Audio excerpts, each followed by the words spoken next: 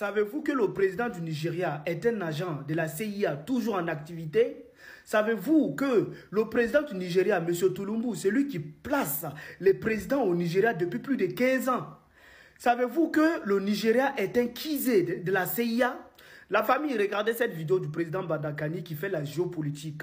Si tu rates cette vidéo, je pense que tu as raté la vidéo de toute ta vie. La famille, regardez cette vidéo, partagez-la massivement, que ça soit sur le WhatsApp, partout. La vidéo est dure 10 minutes, je vous préviens. Lui qui veut comprendre c'est quoi la géopolitique, c'est que la CIA est en train de jouer comme rôle en Afrique, doit regarder cette vidéo jusqu'au bout. Regardez la vidéo et partagez-la. Merci beaucoup. Tinubu, c'est qui? Président du Nigeria. Non, j'ai dit c'est qui?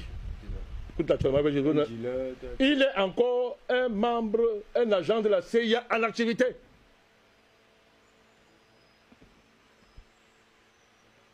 Je répète, je suis en train de dire à Mondo Vision que le président du Nigeria est un agent de la CIA en activité. Est-ce qu'on passe à retraite là-bas, président? Bon, ok. Pour de questions, c'est une réponse. Pendant longtemps, nous avons décidé sur le plateau de ne pas de nous taire, de faire une pause concernant le Nigeria parce que mon pays, le Cameroun, a un partenariat stratégique avec le Nigeria. Mais là, à partir du moment où M. Tinubu veut jouer avec le sort de l'Afrique, il doit recevoir le traitement qu'il mérite. C'est un agent de la CIA encore en activité. Deuxième chose, M. Tinubu est celui qui depuis au moins 15 ans place le président à la tête du Nigeria. J'espère que vous le savez. Hein? Bon, maintenant, il a dit, maintenant c'est mon tour. Je prends maintenant l'affaire. Je prends. Donc, le Nigeria est politiquement organisé. C'est une grande puissance, mais elle est manipulée par un individu en agent de la CIA en activité, un expert dans le trafic de la drogue, qui place les présidents et qui, à la fin du cycle, décide que bon, maintenant c'est mon tour. Je vais attendre à poser une question. C'est encore un pays, ça? Troisième dimension de l'affaire. Le Nigeria est un pays qui a un problème. Parce que quand les Blancs commencent à vous dire que nous allons mettre... Quand on vous dit deux pays... écoutez bien, quand on vous parle de pays capables de nous représenter au Conseil de sécurité, l'Occident propose qui? Faisons la liste. L'Égypte, l'Afrique du Sud et le Nigeria. Et très récemment, la République démocratique du Congo vient d'engager dans une procédure pour être membre du conseil de ce conseil de sécurité. Mettons-le dedans. Mettons-le dedans. Quelle est la particularité de ce pays-là? Vous prenez l'Égypte. Ce n'est pas un prolongement de la CIA. Vous me regardez. L'Égypte, partenaire des États-Unis. Non, laissez-moi le mot partenaire. Laissez le mot partenaire. Est-ce que l'Égypte n'est pas un prolongement de la CIA? Ça va choquer. L'Égypte, de par son armée et sa structure, c'est une station de la CIA. Écoutez-moi bien, c'est une station, je parle français, c'est une station de la CIA. Mais qu'on appelle l'Égypte. En termes d'armement militaire, je crois que c'est l'un des meilleurs, sinon le premier pays africain. En termes d'équipement militaire et autres. Vous croyez des honnêtes comme ça. Et c'est ça. Je répète. C'est, écoutez-moi bien, Fabrice. Je dis c'est une station de la CIA. On n'aime pas bien une station. Une station, c'est un relais d'une stratégie globale. Donc, quand vous dites que c'est le pays le plus armé, par rapport à quoi? Et puis, l'État qu'on appelle Israël, là, le dictat salois, prenez l'Afrique du Sud. Ça appartient aux Blancs. Oui ou non? Jonathan, ce que dit là est faux. Si, c'est les Juifs. L'Afrique du Sud appartient aux Blancs. Regardez bien la liste des pays qu'on veut mettre sur la tête. On va en faire nous représenter au Conseil de sécurité. Prenons le Nigeria. Le Nigeria, en réalité, que mes frères du Nigeria m'excusent. Je ne parle pas des populations du Nigeria.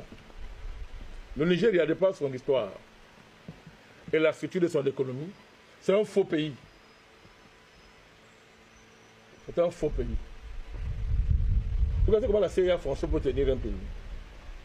Le Nigeria, avec sa rente pétrolière, a généré une élite dans l'armée, mais aussi dans ce qu'on appelle la clientèle affairiste du pays.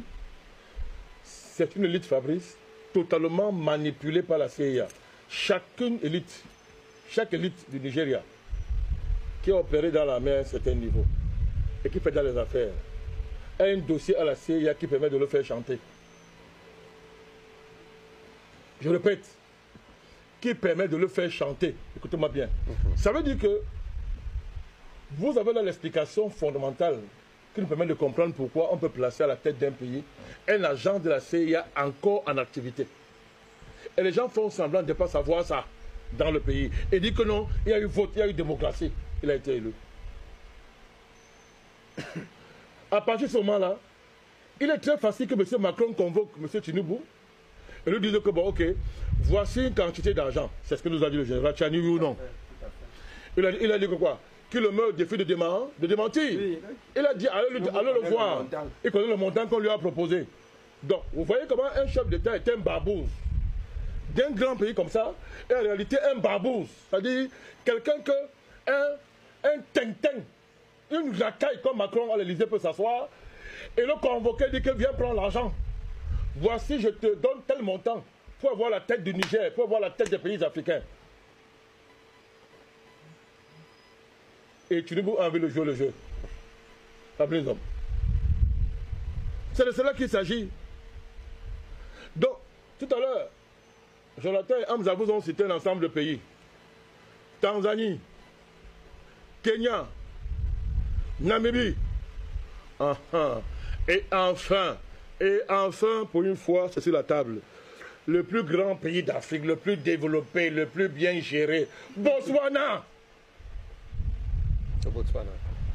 Ça fait des années que je dis que ce pays-là, c'est un comptoir diamantifère. Et de ce fait, est un danger pour l'Afrique. On a dit, comme d'habitude, le président Malakani, il est fou, il exagère. Il est jaloux. Ouais, il exagère. Occupe-toi de ton vieux père qui est chez toi au Cameroun, qui ne marche même plus. Mais les vérités vont sortir. Les vérités vont sortir. Donc, tous ces pays-là, vous voyez, tous ces pays-là, quand vous allez gratter, vous allez voir que la France a dans ces pays-là au moins une ou deux ou trois multinationales qui sont un peu puissantes. En Namibie, il y a Total. En Namibie, c'est le voisin du Botswana. Vous allez voir qu'il y a au moins là-bas une ou deux multinationales qui sont puissantes et qui servent de paravent à de la barbouzerie, mon cher Fabrice. Donc, tous ces pays-là sont dans un arc. La situation de Kenya est encore même plus grave encore, avec son tintin de président qui pense qu'il est intelligent. Ouais, le président, il croit qu'il est intelligent. Nous, on l'a vu depuis. Moi, j'ai oublié son nom. C'est Ruto, n'est-ce pas? Ouais. C'est Ruto, non? Ouais. Il croit qu'il est malin. Nous, on l'a vu depuis Ruto. Donc, la France, dans cette dynamique-là, de vouloir encercler, d'une certaine manière, l'Afrique noire, francophone, bref, son ancien précaré, elle veut l'encercler en renouvelant, n'est-ce pas, l'axe qui lui a permis de nous tenir, à savoir l'Afrique équatoriale française et l'Afrique occidentale française. On se comprend? Elle veut donc créer un nouvel encerclement pour nous faire chanter comme si vraiment, écoutez, si vous vous amusez, je vous remplace. Moi, je suis un shoga, il y a le fameux Sénégal, je vous remplace. Alors que il n'y a rien. Présent. Pourquoi il n'y a rien? Ouais. Citons par là, je vous en prie. Vous avez vu le dernier sommet de la semaine, non? Oui, dernier sommet, absolument. Ah oui. Depuis 10 ans, plus de 10 ans, mon cher Fabrice, la France veut dévaluer le franc CFA. Tu sais pourquoi? Je ben, Jonathan, tu es un génie. Répète encore. C'est pour rembourser ses dettes. Pour rembourser ses dettes. Actuellement, en France, toute la France est pratiquement en cessation de paiement. Toutes les gesticulations politiques et la crise politique en France, c'est pas deux choses. Hein. C'est comment est-ce qu'on va faire pour gérer la question de la dette française. Or, il y a une solution que la France a longtemps utilisée par le passé. Chaque fois que la France était en crise, elle dévaluait les francs CFA. C'est-à-dire qu'elle volait nos devises et elle faisait remonter notre dette de façon mécanique.